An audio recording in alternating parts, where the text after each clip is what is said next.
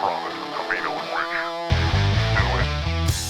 Let's do it. Yo! Hell yeah. Pump for this weekend. Happy Easter weekend, everybody. Easter weekend. When was the last time you heard those Cadbury commercials? Long time, right? Well, you don't watch commercials. I mean, do you? The only one that sees commercials is Iowa Sam, our sound architect from Fox Sports Radio, because he has that weak-ass Netflix with the commercials. I didn't even know that is a possibility until he told me. I know. Anyway, shout out to my peeps. Yo! Get it, peeps? Yeah. Covino and Rich from Fox Sports Radio, Monday through Friday, 2 to 4 on the West, 5 to 7 on the East. Fox Sports Radio, everything here at Covino and Rich FSR. Hit subscribe. This is our bonus show, our bonus pod, Overpromised. Welcome. You know, have you ever put a peep in the microwave? You put a peep in the microwave for 10 seconds. Doesn't it feel cruel? Huh? You don't feel bad about that? No, I'm good. I'm good. Well, enjoy your Easter and, don't send me a picture of your nuts and say, oh, look at my Easter eggs. You can color them. You ever see? What kind of friends do you have? Who does that? I've never done that, for the record. I'm just saying, okay. Hangs out with creeps. I got peeps. Anyway, we're going to talk your boy, Francisco Lindor. We're going to talk April Fools. Shout out to all the down-ass fools. The Wizards did something. We'll explain. I got tricked, by the way. Did you? I just what? saw this on social media. I really thought Joe Gatto was returning to Impractical Jokers. That son of a bitch. It's a Are you joke. serious? It was an April Fool's joke. That piece of shit. Yeah. And I like that. I'm taking back my like right now. I didn't think I'd get tricked. And then he just posted like, yo, you guys believe that? Sorry, guys, I'm not. I thought it was real. Well, anyway, our first story almost feels like an April Fool's joke from Deontay Wilder. It feels like it because it's pretty vulgar. It's pretty wilder, no pun intended, wild. I can't think of a wilder story than this one. He was on Piers Morgan promoting the fight. Before we talk about that, let me just tell you about the fight. Something else to look forward to this weekend. Deontay Wilder has lost 4 of his last 6 fights. He's coming off a win, but 4 of his last 6, he's not the same Wilder that we saw battle with Tyson Fury. He's fighting Derek Chisora over the weekend on the Zone. So it's a battle. He's fought everybody from Fury to Usyk to Klitschko and now Deontay Wilder.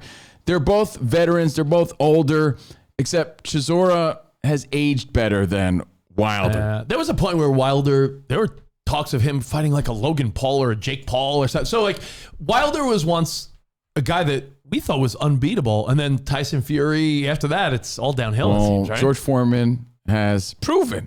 He's always said, though, power's the last to go, and who had more than Deontay Wilder? It's just Chisora has aged better. He's a great boxer. We'll see what happens this weekend. But he's out and about. Deontay Wilder's out and about promoting this fight, and he's on Piers Morgan, and he starts telling, like, the wildest story, the weirdest things. Like, yo, is this happening? Does he realize he's on TV? And this is the beauty of Overpromised, because we can't talk about it on Fox Sports Radio, so here you go. Take a look. I chose to keep her. Her mother didn't. Her mother tried to set me up to have the baby. You know, she ejected my sperm in her and ran in the bathroom and locked the door. And that's how we had her. Really? Yeah. She don't even know I know this. Wow. But I'm telling it on to the world. How do you know that? I'm smart. You know, when I came, I used to come on her stomach. Fold my towel nicely by the bed because I would want to wipe it off of her stomach. Gentlemen. This particular time, she chose that she wanted to have a baby by me because I was the best thing that ever came into her life. Most of her relationships only last for 2 months or whatever because she was a promiscuous woman. I didn't know it at the time. Oh, no. I only found out this thing by reading her journal. She didn't know that I read her journal either. I did what I do. I had a good nut, and I nutted on her stomach. This time, I went and got the towel and tried to wipe it off, but she hit my hand so hard, I thought she hit my hand like a home run, like a baseball player do a baseball bat. But she screamed, no, as if she was being raped. She got up so quickly and ran into the bathroom and locked the door. 2 weeks later, she was pregnant with my daughter.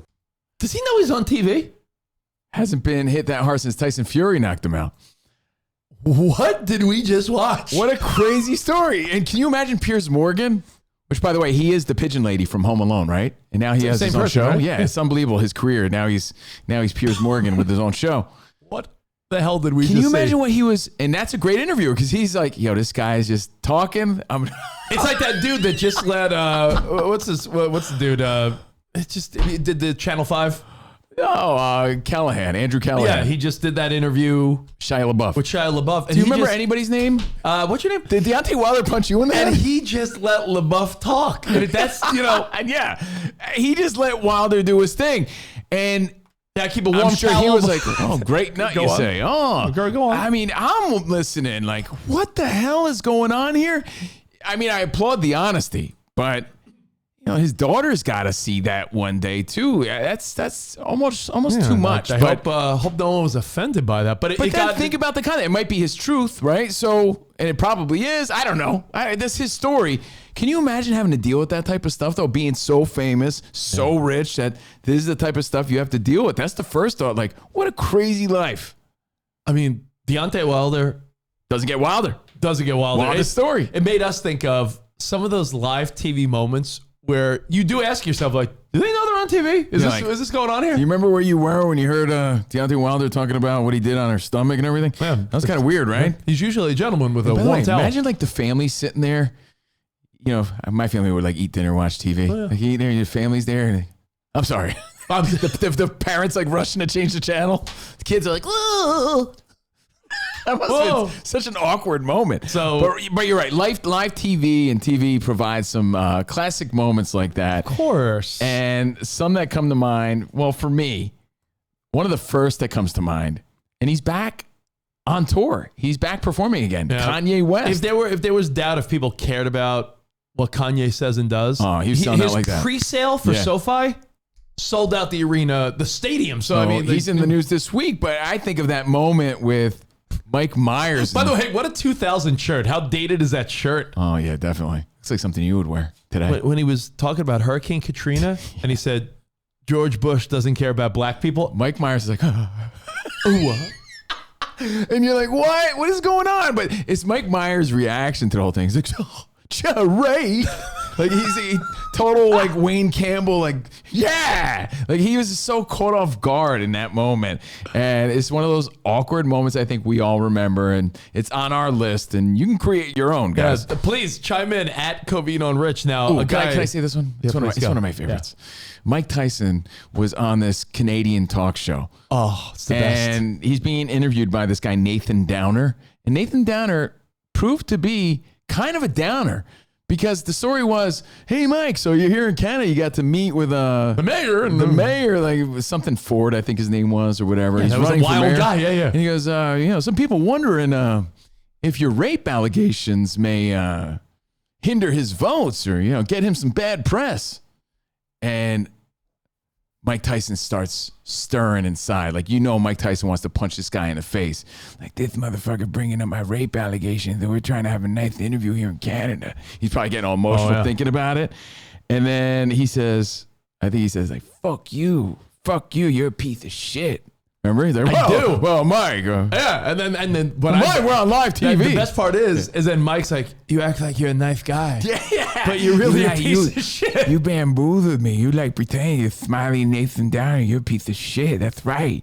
And then they're, Mike, calm down, man. We're on live TV. Like, and the best line ever. Like, fuck you. What are you going to do about it? What are you going to do about it? What was that guy? What is he going to do about it? To iron Mike Tyson in that moment? What are you going to do about it? But it's like, yo, that was live TV. I love it. You know what? We could do a whole show just on awkward Mike Tyson moments. Oh, no doubt. I mean, I've one more, but I'm thinking of other random, and it doesn't need to be sports, but like news clips. Like my favorite might be the woman falling when she's stomping on grapes. Oh, that's the worst. And then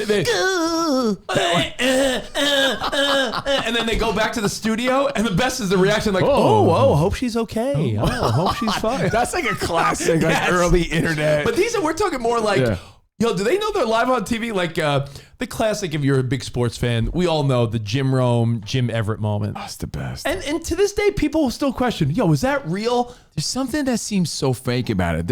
And I say this respectfully, Jim Rome, who used to broadcast from the studio we work in at Fox Sports. There's some sort of like pompous arrogance about him. And I say that respectfully because he has a presence, and as a broadcaster, it's kind of cool. Like, so when he has that presence about him, like you really can't tell what's going on behind those eyes. Like, was this staged? Was he fucking around? Because Jim Everett goes, you call me Chris Everett one more time, Call me Chris Everett. Yeah, call me Chris one more time. Tennis player, the female women's champion. Call me one more time. I forget what he says, but he's like, I'm going to go ballistic. and he goes, all right, Chris. And he just fucking totally antagonizes him. Flips the table and goes to attack him. It's one of the wildest moments. And not as wild as Deontay Wilder, but it's definitely a classic. You know, it's what's funny though. A lot of these moments, you think like, oh, they're going to hurt the person, but they become funny, memorable moments. Like, listen, Jim Rome's a legend. By the way, but when know, you think Jim Rome, you immediately think of that. Oh yeah, inside scoop, inside source tell us that was 100% legit, real moment, and it's one of those like classic moments. And there's a million of them between Geraldo Rivera's and all the trash TV we watched along the way. You know, there's plenty of moments to choose from, but that's where you come in, Overpromised Nation, Fox Sports Radio Nation. You know who's had some good ones? Shep Smith. Not sure what happened there. Won't happen again. Shepard Smith. Some good ones. Oh, like I said, trash TV. We could talk all day about that stuff. The stuff we grew up watching, from Jerry Springer to Richard Bay. I bet you forgot about him. Maury Povich. But all these live moments, you know, we remember where we were when these things happened or how we felt. And this Deontay Wilder one, if you haven't seen it yet, you did now, and it's building steam as we go. It's all over social. Yeah. Like, honestly, if you start scrolling out, today's the day where it sort of hit your algorithm, because people are all like, wait, is he saying this to Piers Morgan? And, is this airing?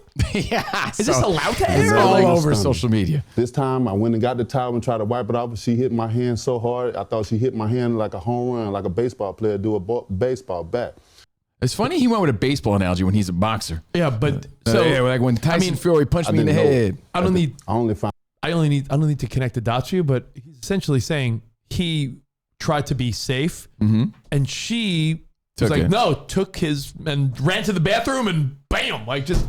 Do you think anybody wasn't following that though? I'm just figuring if I did what I do. Did you have a turkey baster in there? I don't know. What are we talking about? Rich explained that for my mom, because she's the one that's going to pretend to be naive. I hope your mom doesn't. What are they even talking about? But a really wild story. Dude, that's the wildest. Deontay Wilder, Chisora, this weekend. Enjoy the fight. That's the backstory. That's not promotion. I do what I do. Yeah. I had a good nut. I do what I do. Now you know the rest of the story. I almost feel weird reporting this story. Yeah. All right. Last night, being that it was April Fool's, and you probably had fun with your kiddos, or playing jokes with your buddies at work. I didn't think I got tricked until that Joe Gatto Impractical Jokers one. For real, I thought I was like, man, I did get tricked yesterday. Same. You let me know right now. There was a prank at the Washington Wizards game. And I think this is such nonsense, because they had to put out an apology for a prank they played. Do you want to explain the prank first? Sure. They have a kid contestant, and the whole thing was, this kid's going to shoot a half-court shot with a blindfold on. Okay. Yeah. Turns out that the Wizards and this kid are in on it, and they're playing the prank on the crowd. Right. The kid that took the shot. He's not disappointed. He's a staff member. He's a staff member. He's pretending he's in on the joke. We actually fooled the entire audience to think that we were fooling this guy. April Fool's on the audience. Yeah. It was all a joke. So here's where I have a problem with this. And that's great, because it feels kind of mean to do that to the kid. Yeah. Right? So, hey, no, we weren't being mean to the kid. It was a joke. April Fool's. But this is bullshit. I'll tell you why. Because, all right, we all know the rules of April Fool's jokes. No pregnancy jokes, because that's insensitive. No, this person died. Just kidding, they're alive. Those are mean ones. This is harmless. It bothers no one. In fact, what bothers me is the fact that, as Spot just threw up there, the Wizards released an apology. We apologize for last night's April Fool's joke that left many wondering if we had misled a fan. The skit involved our mascot and other members of our performance team, and it was scripted. Which, by the way, can we take a second to applaud the effort? Because I think that was a really creative and crafty one, and it followed all the rules of April Fool's. And I think they broke the rule by apologizing. That one didn't warrant any sort of apology. No need for the apology. That's really lame. It feels forced.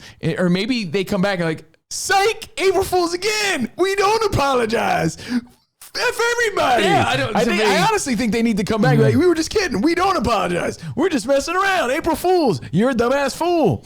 So, it makes us think of, a few things. Howie Mandel's in the news this week because he got snappy and snippy Snippy and Snappy. at Kelly Ripa. And the public wanted him to apologize. And then he felt all weird about apologizing. And his whole theory was, I've been in comedy. I'm Howie Mandel. I've been in comedy since you were shitting your pants for 50-something years.